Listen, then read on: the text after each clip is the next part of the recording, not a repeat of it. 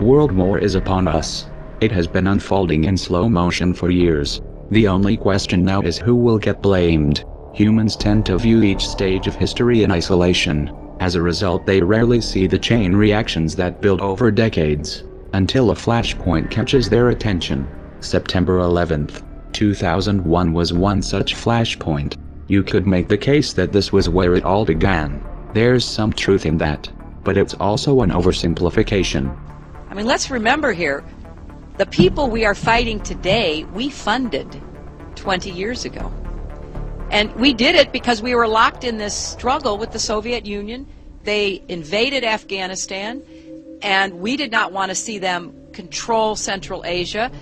And we went to work. And it was President Reagan, in partnership with the Congress, led by Democrats, who said, you know what, sounds like a pretty good idea. Let's deal with the ISI and the Pakistani military, and let's go recruit these mujahideen, and that's great. Let's get some to come from Saudi Arabia and other places, importing their Wahhabi brand of Islam so that we can go beat the Soviet Union. Of course, the Dancing with the Stars version of the story. The US backed the Mujahideen in response to the Soviet invasion of December of 1979. You might want to run that version by Robert Gates, director of the CIA under Ronald Reagan and George Bush Sr., and Secretary of Defense under both George W. Bush and Barack Obama, because in his memoir entitled From the Shadows, he revealed that the U.S. actually began the covert operation 6 months prior, with the express intent of drawing in the Soviets. Oops. And they still haven't learned their lesson. Speaking of Al-Qaeda, if you do a Google search for jet fuel maximum burning temperature, you'll find an article from popularmechanics.com informing you that under ideal conditions jet fuel tops out at 1,500 degrees Fahrenheit, and that steel melts at 2,750 degrees. They go on to explain how it isn't a problem because for the towers to collapse, their steel frames didn't need to melt.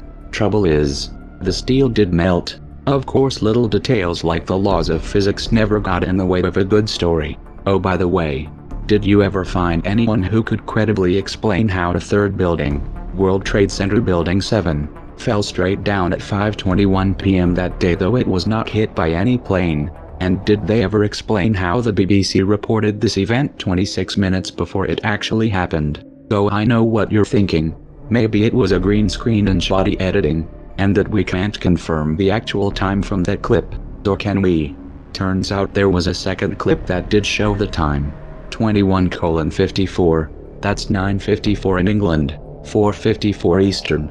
26 minutes before the building actually fell. But I digress. The invasions of Iraq and Afghanistan were not motivated by the fall of the Twin Towers. Nor was the evisceration of your rights and privacy that followed. To say 9/11 was a pretext would be putting it lightly. About 10 days after 9/11, I went through the Pentagon and I saw Secretary Rumsfeld and Deputy Secretary Wolfowitz. I went downstairs just to say hello to some of the people on the Joint Staff who used to work for me, and one of the generals called me and he said, "Sir, you got to come in and talk to me a second." I said, "Well, you're too busy." He said, No. He says, "We've made the decision. We're going to war with Iraq." This was on or about the 20th of September. I said, "We're going to war with Iraq. Why?" He said, "I don't know." He said, "I guess they don't know what else to do." So I said, "Well, did they find some information connecting Saddam to Al-Qaeda?" He said, No. He says, "There's nothing new that way. They've just made the decision to go to war with Iraq." He said, "I guess it's like we don't know what to do about terrorists, but we've got a good military and we can take down governments." And he said, "I guess if the only tool you have is a hammer, every problem has to look like a nail." So I came back to see him a few weeks later, and by that time we were bombing in Afghanistan. I said, "Are we still going to war with Iraq?" And he said, "Oh, it's worse than that." He said, he reached over on his desk, he picked up a piece of paper, he said, I just got this down from upstairs," meaning the Secretary of Defense's office today, and he said, "This is a memo that describes how we're going to take out 7 countries in 5 years, starting with Iraq and then Syria, Lebanon, Libya, Somalia, Sudan, and finishing off Iran." The best laid plans of men often go awry, but George W. Bush sure did try. Iraq and Afghanistan became quagmires, just like Cheney predicted. Do you think that the U.S. or UN forces should have moved into Baghdad? No. Why not? Because if we'd gone to Baghdad, we would have been all alone. There wouldn't have been anybody else with us. It would have been a U.S. occupation of Iraq. None of the Arab forces that were willing to fight with us in Kuwait were willing to invade Iraq. Once you got to Iraq and took it over and took down Saddam Hussein's government, then what are you going to put in its place? That's a very volatile part of the world, and if you take down the central government in Iraq, you can easily end up seeing pieces of Iraq fly off. Part of it the Syrians would like to have to the west. Part of eastern Iraq the Iranians would like to claim, fought over for 8 years. In the north, you've got the Kurds, and if the Kurds spin loose and join with the Kurds in Turkey, then you threaten the territorial integrity of Turkey. It's a quagmire. Obama picked up where Bush left off by toppling Libya and funding extremists in Syria, the precursors of ISIS. They knew the weapons were ending up in the hands of jihadists since at least 2012. They knew what would come next. A Department of Defense document from 2012, acquired through an FOIA request, shows that the US government was aware that these fighters intended to form a caliphate, and that this conflict would likely lead to a proxy war with Russia and China. The Middle East was being balkanized, every pocket of resistance broken up into bite-sized chunks, but it was taking too long. So Saudi Arabia invaded Yemen, and Israel did their part by repeatedly bombing the Syrian army. The most recent attack was in July. Oh, and Turkey helped too. It's been a team effort. In 2013, when the US-backed rebels in Syria got caught using sarin gas against civilians and the Western narrative fell apart, Russia became a diplomatic thorn in Washington's side. So like a true gambler who doesn't know when to walk away, Obama doubled down by backing the coup in Ukraine, installing a puppet government with extensive ties to the US State Department, bankrolling their ethnic cleansing campaign in the East and blaming the entire mess on Vladimir Putin. All we hear is Russian aggression, Russian aggression, Russian aggression, but reducing Iraq, Afghanistan, Libya and Syria to rubble is about spreading democracy, but accepting the results of a peaceful referendum in Crimea, well, that's just beyond the pale. The war on the Ukrainian front continued through 2014 and into 2015. Somewhere along the way, the preparations for an open conflict between the US, Russia and China were normalized and brought from the shadows. Open threats were leveled in full view. Coverage was predictably one-sided. We've been through this before. Weapons of mass destruction, human rights, Russian aggression, new excuses, same goal. If you want to start a war, the unwashed masses must be convinced to send their brothers, sons and fathers to die on the front lines. The specter of an external enemy must be etched into their collective mind through trauma, exaggeration and repetition. History must be whitewashed, twisted and cherry-picked down to a politicized nursery rhyme.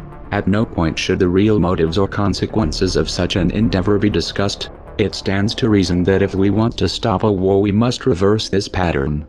Let's start with a realistic look at the consequences. The United States and Russia alone possess a total of over 15,000 nuclear warheads, as of 2014, each of which are 10 to 30 times more powerful than those that the US used against Japan and Hiroshima and Nagasaki. During the Soviet era, it was understood that a hot war between these two countries would inevitably lead to the use of these weapons, and would therefore be an act of mass suicide. This idea was so deeply ingrained that it had its own acronym, MAD, Mutually Assured Destruction. In recent years, scientists have realized that this should be taken as a literal truth, regardless of which side may suffer the most in the initial exchange. A nuclear war between just these two countries, utilizing only the weapons which are slated to be active after the implementation of the START treaty in 2018, would release over 150 million tons of debris into the atmosphere. This debris would block out the sun, dropping global temperatures between 8 and 30 degrees centigrade. Agriculture would become impossible, mass extinctions would follow, and our species would not likely be exempt. This is a mild description. We're not even touching upon the direct consequences of the blasts, firestorms, and radiation poisoning, or the secondary deaths caused by exposure and disease. In this context, you might be inclined to believe that the use of these weapons would be completely off of the table, that every effort would be made to reduce stockpiles and that no new bombs would be built. Unfortunately, this is not the case. In recent years, US strategists have begun to promote the idea of limited nuclear warfare, with a focus on tactical nukes. The idea being that smaller weapons are more effective because they are actually usable. This isn't just talk. Under Obama, the US military developed the most expensive and most dangerous nuclear bomb ever, the B-6112. The B-6112 is a guided nuclear missile, the first of its kind, and its yield can be dialed down electronically for the desired effect. This capability has been promoted by the CFR as a means of preemptively destroying China's hardened missile silos. Apparently, the Obama administration took these recommendations to heart, because Section 1063 of the NDAA of 2013 directed the U.S. Strategic Command to prepare a report assessing the capability of the U.S. military to destroy a network of tunnels in China, and the known hardened and deeply buried sites of foreign nations, with conventional and/or nuclear forces. While Russia wasn't mentioned directly here, it should be clear that they are on that list. Those promoting this new stance claim that this is merely a new form of deterrence. But this line of argumentation, even if it were sincere, is fatally flawed. A preemptive nuclear strategy, especially when discussed in public, sends a clear message to those who are being threatened, that they themselves must strike first, and Russia and China do not possess tactical nukes, so their preemptive strikes would be full-scale. Of course, America's political establishment has a good reason to play chicken with all of our lives, and the future of this planet. The balance of geopolitical and financial power has been shifting, and not in Washington's favor.